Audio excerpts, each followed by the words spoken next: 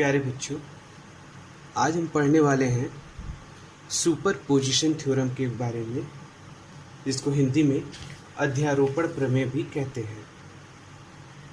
बच्चों, सबसे पहले हम इसकी डेफिनेशन जान लेते हैं कि सुपरपोजिशन थ्योरम क्या होता है। तो सुपरपोजिशन थ्योरम ये कहता है कि किसी लीनियर नेटवर्क में जिसमें अनेक वोल्टेज सोर्स या करंट सोर्स तथा रेजिस्टेंसेस कनेक्टेड हों, किसी पॉइंट से फ्लो होने वाली करंट उन सभी करंट्स का अलजेब्रिक सम होती हैं जो सर्किट में कनेक्टेड सोर्सेज के अलग अलग अकेले एक्टिव होने पर फ्लो होती हैं, जबकि एक्टिव सोर्सेज के अतिरिक्त अन्य सभी सोर्सेज को उनके इंटरनल रेजिस्टेंस से रिप्लेस कर दिया गया हो। एक बार फिर से सुन लीजिए। किसी लीनियर नेटवर्क में जिसमें अनेक वोल्टेज सोर्स तथा करंट सोर्स तथा रेजिस्टेंसेस कनेक्टेड हो, किसी पॉइंट से फ्लो होने वाली करंट उन सभी करंट्स का अलजेब्रिक सम होती हैं जो सर्किट में कनेक्टेड सोर्सेज के अलग अलग अकेले एक्टिव होने पर फ्लो होती हैं, जबकि एक्टिव सोर्सेज के अतिरिक्त अन्य सभी सोर्सेज को उनके इंटरनल रेजिस्टेंसेस से रिप्लेस कर दिया गया हो। आपकी स्क्रीन पर सुपरपोजिशन थ्योरम की डेफिनेशन लिखी हुई है, आप इसको नोट कर सकते हैं। अब हम इसको एक एग्जांपल के थ्रू समझेंगे कि सुपरपोजिशन थ्योरम कैसे एक्ट करता है। हम एक सिंपल नेटवर्क लेते हैं जिसमें दो वोल्टेज सोर्स V1 और V2 लगे हुए हैं और तीन रेजिस्टेंसेस R1, R2 और R3 कनेक्टेड है।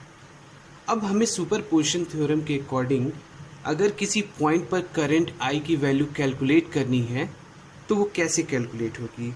मान लेते हैं कि R2 रेजिस्टेंस जो है उससे फ्लो होने वाली करंट I हमको कैलकुलेट करनी है, यानी I की वैल्यू जब कैलकुलेट करनी है सुपरपोजिशन थ्योरम के अनुसार, तो इसके अनुसार एक समय में सिर्फ एक वोल्टेज सोर्स एक्टिव होना चाहिए और दूसरा वोल्टेज सोर्स उसके इंटरनल रेजिस्टेंस से रिप्लेस होना चाहिए। ठीक है, तो इसके अकॉर्डिंग अगर हम इसको सॉल्व करें तो मान लेते हैं सबसे पहले V1 एक्टिव होता है और V2 इनएक्टिव होता है। उस केस में क्या होगा, हमारा V1 वोल्टेज सोर्स होगा, ये R1 रेजिस्टेंस होगा, R2 रेजिस्टेंस होगा, ठीक, और ये R3 रेजिस्टेंस होगा। अब V2 का इंटरनल रेजिस्टेंस क्या होगा, आपको बताया गया है, आपको पता भी होना चाहिए कि वोल्टेज सोर्स का इंटरनल रेजिस्टेंस जो होता है वो 0 होता है, और अगर यहीं पर करंट सोर्स होता तो उसका इंटरनल रेजिस्टेंस इनफाइनाइट होता। यानी कि वोल्टेज सोर्स को हमेशा शॉर्ट सर्किट से रिप्लेस करेंगे और करंट सोर्स को ओपन सर्किट से रिप्लेस करेंगे। ठीक है, तो यहाँ पे क्योंकि वोल्टेज सोर्स है तो हम इसको शॉर्ट सर्किट से रिप्लेस करेंगे। अब रिप्लेस करने के बाद हम क्या करेंगे, किरचॉफ वोल्टेज लॉ के अकॉर्डिंग या केवीएल का अप्लाई करते हुए ये जो R2 रेजिस्टेंस से फ्लो होने वाली करंट है वो फाइंड आउट करेंगे। मान लेते हैं इस समय I1 करंट फ्लो हो रही है। ठीक है, मान लेते हैं जब सिर्फ V1 एक्टिव है, उस केस में उसी पॉइंट पर जहाँ पे हमको करंट फाइंड आउट करनी है वहाँ पर I1 करंट फ्लो हो रही है। ठीक है, अब हम दूसरा केस लेते हैं जबकि हमारा V2 एक्टिव है और V1 जो है हमारा इनएक्टिव है। उस केस में क्या होगा, हमारा सर्किट कुछ ऐसा बनेगा, V1 इनएक्टिव है तो इसको शॉर्ट सर्किट से रिप्लेस करेंगे, फिर हमारा रेजिस्टेंस R1, रेजिस्टेंस R3, ये रेजिस्टेंस R2 और हमारा जो वोल्टेज सोर्स एक्टिव है यानी कि V2। अब क्या करेंगे, अब फिर हम उसी पॉइंट पे करंट I2 कैलकुलेट करेंगे, क्योंकि इस केस में अलग करंट फ्लो होगी तो हमने उसको I2 नाम दिया है। ठीक है, अब देखिए V2 की वजह से R2 में जो करंट फ्लो हो रही है वो I2 है और V1 की वजह से जो R2 में करंट फ्लो हो रही है वो I1 है। हमने दोनों की डायरेक्शन क्या ली है, सेम ली है।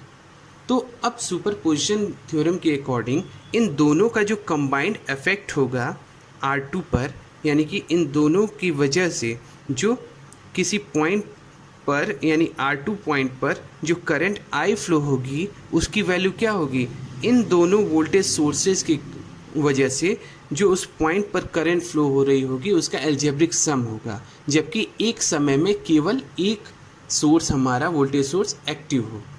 तो जो हमारी करंट I है जो हमको कैलकुलेट करनी है R2 में, उसकी वैल्यू क्या होगी, I1 प्लस I2, क्योंकि दोनों की डायरेक्शन सेम रखी गई है।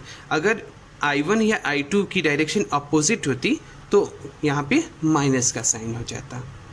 ठीक है, तो इस तरह से हम क्या कर सकते हैं, सुपरपोजिशन थ्योरम का प्रयोग करते हुए किसी भी ब्रांच में करंट फाइंड आउट कर सकते हैं या किसी भी पॉइंट में सर्किट के करंट फाइंड आउट कर सकते हैं। अब हम इसको एक एग्जांपल के थ्रू समझेंगे सॉल्व करके कि इसको हम किस तरह से सॉल्व करेंगे। एक न्यूमेरिकल प्रॉब्लम हम लेते हैं। इसमें क्या करना है, आई करंट फाइंड आउट करना है यूजिंग सुपरपोजिशन थ्योरम। ठीक है, तो सुपरपोजिशन थ्योरम हमने ऑलरेडी पढ़ रखा है कि क्या होता है सुपरपोजिशन थ्योरम और उसको अप्लाई कैसे करते हैं। तो उसको हम एप्लीकेशन देखते हैं। क्या करेंगे, सबसे पहले मान लेते हैं कि 10 वोल्ट का जो वोल्टेज सोर्स है वो एक्टिव है और 20 वोल्ट का जो वोल्टेज सोर्स है उसको उसके इंटरनल रेजिस्टेंस से रिप्लेस करते हैं। उसके बाद हम 5 ओम का जो रेजिस्टेंस है उसमें करंट की वैल्यू फाइंड आउट करते हैं। ठीक है, तो हम सर्किट सबसे पहले बना लेते हैं। 10 वोल्ट, 5 ओम, 5 ओम, 5 ओम। अब 20 वोल्ट को शॉर्ट सर्किट से रिप्लेस करना पड़ेगा क्योंकि वोल्टेज सोर्स का इंटरनल रेजिस्टेंस 0 होता है और उसको शॉर्ट सर्किट से रिप्लेस करते हैं। अब हमको क्या करना है, मान लेते हैं यहाँ करंट की वैल्यू जो है वो I की बात किया है तो यहाँ I1 मान लेते हैं। ठीक है, अब हम कैसे फाइंड आउट करेंगे, हम इसके लिए क्या कर सकते हैं, किरचॉफ वोल्टेज लॉ लगा सकते हैं या फिर इसको सिंप्लीफाई कर सकते हैं।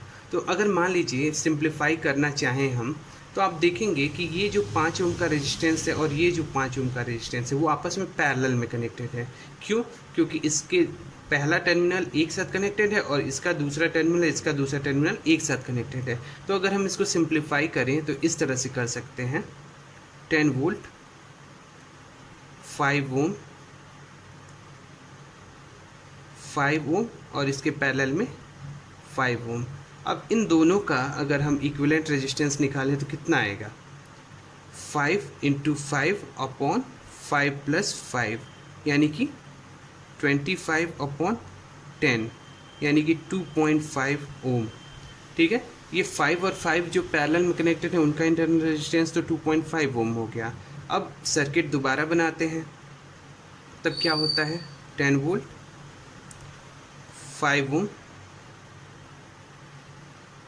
और ये हो गया हमारा 2.5 ओम। आप देखेंगे कि 5 ओम और 2.5 ओम सीरीज़ में कनेक्टेड है। ठीक है, तो इसका इक्विवेलेंट क्या होगा, 10 वोल्ट और ये 7.5 ओम। ठीक, अब देखिए हमको क्या पता चलेगा, यहाँ जो करंट सर्किट में फ्लो हो रही है वो हम फाइंड आउट कर सकते हैं यहाँ से। तो कितनी करंट होगी, मान लेते हैं ये I3 करंट फ्लो हो रही है या कोई भी करंट फ्लो हो रही है, तो I3 की जो वैल्यू होगी वो कितनी होगी, total voltage divide by total current, sorry total voltage divide by total resistance, यानी कि 10/75 या 100 अपॉन 75। अगर हम इसको 25 से डिवाइड करें तो कितना आएगा, 4/3 एम्पियर। ठीक है, इसकी वैल्यू कितनी आएगी, 4/3 एम्पियर। ठीक, अब देखिए यहाँ पर जो करंट फ्लो हो रही है इसके अकॉर्डिंग यहाँ पर जो करंट फ्लो हो रही है वो कितनी है, 4/3 एम्पियर है। ठीक है, अब 4/3 एम्पियर है और ये डिवाइड हो रही है दो पार्ट में, एक 5 ओम का रेजिस्टेंस, एक 5 ओम का रेजिस्टेंस। ठीक है, हमको करंट यहाँ पर फाइंड आउट करनी है जो बीच वाला 5 ओम का रेजिस्टेंस है। ठीक है, जिसकी वैल्यू I1 बोली गई है। ठीक है, तो इसकी वैल्यू कितनी होगी, अगर हम करंट डिवीज़न रूल सिंपली लगा दें तो क्या होगा, हमको पता चल जाएगा कि इस ब्रांच में कितनी करंट है। ठीक है, तो देखिए अगर हम I1 की वैल्यू कैलकुलेट करें तो वो कितनी आएगी, जिस ब्रांच में करंट फाइंड आउट करनी है उसके पैरेलल ब्रांच का रेजिस्टेंस यानी 5 डिवाइड बाई दोनों ब्रांचेज के रेजिस्टेंसेज का सम इनटू जो करंट डिवाइड होनी है। ये करंट 4/3 एम्पियर यहाँ तक आएगी, तो 4/3, ठीक है। अब इसको सॉल्व कर लीजिए तो कितना आएगा, 5 4 ज़ा 20 डिवाइड बाई 5 5 10 10 3 ज़ा 30, यानी कि 2/3 एम्पियर, ठीक है। ये I1 की वैल्यू कैलकुलेट हो गई, ठीक। अब दूसरे केस में हम क्या करेंगे, फिर से वही काम करेंगे। अब 20 वोल्ट को एक्टिव करेंगे और 10 वोल्ट को उसके इंटरनल रेजिस्टेंस से रिप्लेस करेंगे, ठीक है। तो सॉल्व करके देखते हैं। इसको शॉर्ट सर्किट से रिप्लेस किया, ठीक है। फिर हमारा ये 5 ओम का रेजिस्टेंस, 5 ओम का रेजिस्टेंस, बीच में 5 ओम, और इस समय एक्टिव सोर्स हमारा 20 वोल्ट, ठीक। अब देखिए, अब फिर हमको क्या करना है, बीच वाले ब्रांच में हमको करंट फाइंड आउट करनी है। मान लेते हैं इसकी वैल्यू I2 है, ठीक है। अब फिर से हम जैसे इस केस में सॉल्व किया था हमने, इसको भी हम क्या करेंगे, सिंप्लीफाई करके सॉल्व करने की कोशिश करते हैं। तो आप देखेंगे 5 ओम और 5 ओम आपस में पैरेलल में है, तो पैरेलल में है तो यहाँ पे हमने कैलकुलेट किया ही है कि 5 ओम पैरेलल हो तो क्या आता है, 2.5 ओम आता है, ठीक है। तो इसको सिंप्लीफाई करते हैं तो यहाँ पे हमारा 2.5 ओम का रेजिस्टेंस आया इक्विवेलेंट, और यहाँ पे 5 ओम, ठीक। और ये हमारा हो गया 20 वोल्ट का वोल्टेज सोर्स, ठीक। अब देखेंगे ये दोनों आपस में क्या है, सीरीज़ में है। तो अगर टोटल रेजिस्टेंस इसका देखें तो 5 + 2.5 हो जाएगा, यानी 7.5 ओम आ जाएगा,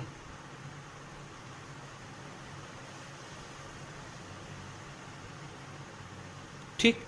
अब हम क्या कर सकते हैं, यहाँ करंट की वैल्यू फाइंड आउट कर सकते हैं। मान लेते हैं इस सर्किट की जो करंट I4 है वो क्या होगी, total voltage 20 volt divide by total resistance यानी 7.5 ओम, कितना आएगा आपका, 200 डिवाइड बाई 75 एम्पियर, ठीक है। हमने डेसिमल हटाया तो ऊपर 0 बढ़ गया और नीचे 75। अब 25 से अगर इसको कट करें, 25 3 ज़ा और 25 8 ज़ा, यानी 8/3 एम्पियर इसकी वैल्यू आ गई, ठीक है। 8/3 एम्पियर इसकी value I. Out of screen हो गया था ये, इसको दोबारा सॉल्व कर लीजिए। देखिए 20 वोल्ट है आपका total voltage divide by resistance की वैल्यू 7.5 ओम, तो इसकी वैल्यू कितनी आएगी, अगर आप इसको सॉल्व करें तो ये हमारी 8/3 एम्पियर इसकी वैल्यू आएगी, ठीक है।